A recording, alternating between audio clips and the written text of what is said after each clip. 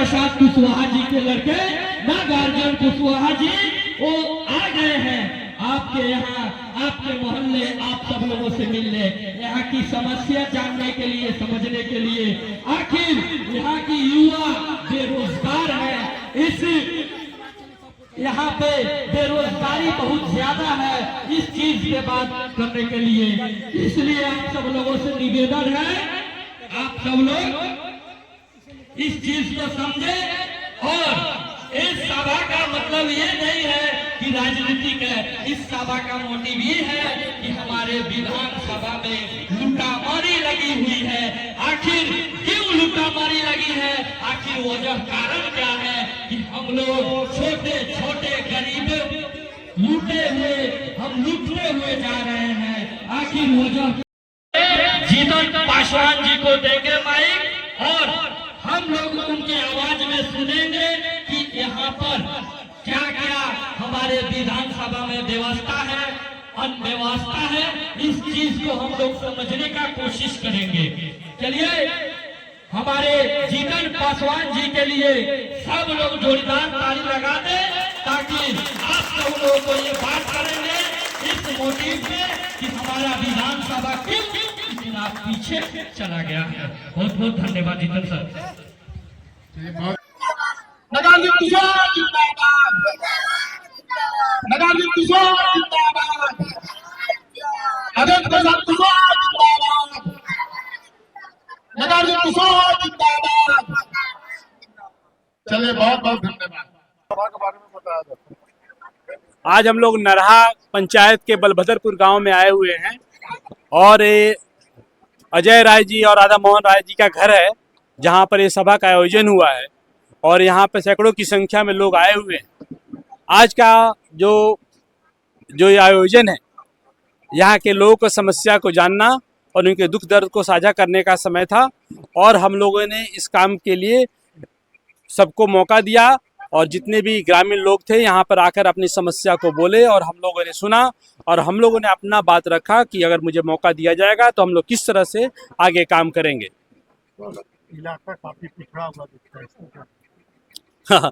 अब ये बताइए, यह वह इलाका है जहाँ के सांसद है, यह यहाँ के पूर्वी चंपारण के सांसद जी का गांव है और वो 35 साल से सांसद हैं और मुझे भी इस गली में आने में, गाड़ी अंदर तक लेने में इतना दिक्कत हुआ, मैं क्या कहूँ।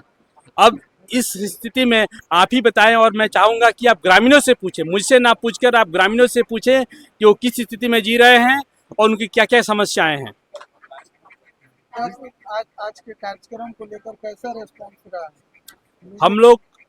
हम लोग तो एक दुख की स्थिति है कि इतने साल के बाद भी यहाँ पर विकास की गति क्यों रुकी हुई है। सड़कें भी ठीक से नहीं है, आना जाना भी दुर्भर है। तो मानते हैं यहाँ सांसद का अपना गांव है, अपने गांव का क्षेत्र और हाल ये है।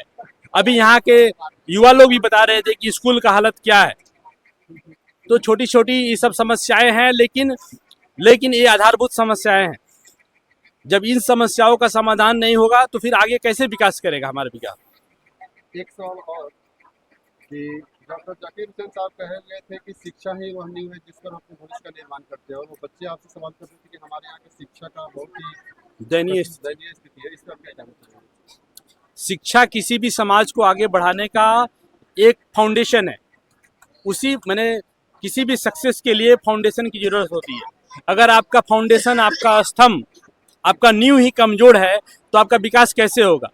और बिहार में उस तरह की कोई इंडस्ट्री नहीं है क्योंकि दूसरे राज्यों की तरह। तो यहाँ पर शिक्षा पर फोकस होना चाहिए, जो कि सिर्फ बिल्डिंग बना देने से नहीं होगा।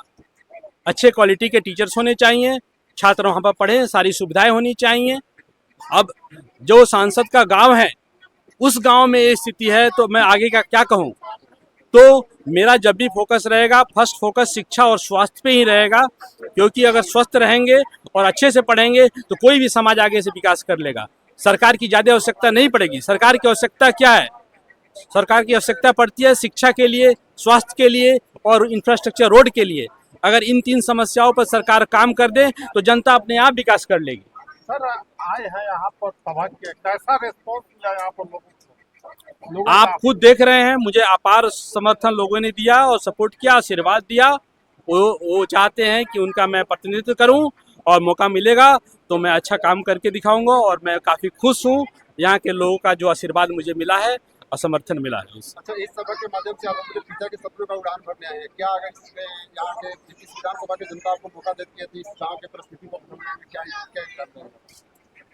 जैसा कि पूर्व में मैंने बताया, शिक्षा के क्षेत्र में जो भी स्कूल हैं सुचारू रूप से चलें, जो स्वास्थ्य केंद्र हैं वो चलें, उसमें बकरी और गाय नहीं रहे, वहाँ पर प्रॉपर जो डॉक्टर और जो एएनएम बहाल हैं वहाँ पे आएँ, आंगनबाड़ी केंद्र खुलें।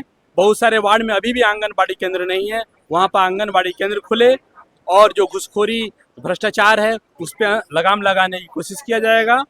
और जो यहाँ पर स्पेशली इस क्षेत्र में जो फर्जी एफआईआर और लोगों को फंसाने का जो मुहिम चला हुआ है, ताकि प्रतिनिधि लोग अपना रोटी सेकने के लिए लोगों को फंसाकर गलती एफआईआर करवा के लोगों को फंसाते हैं, इन सब को रोकने के लिए हम लोग प्रयास करेंगे ताकि जनता ऑलरेडी जो तरह तरह की समस्याओं से जूझ रही है उसको इन सब समस्याओं में अपना व्यर्थ पैसा आर्थिक रूप से हानि ना हो।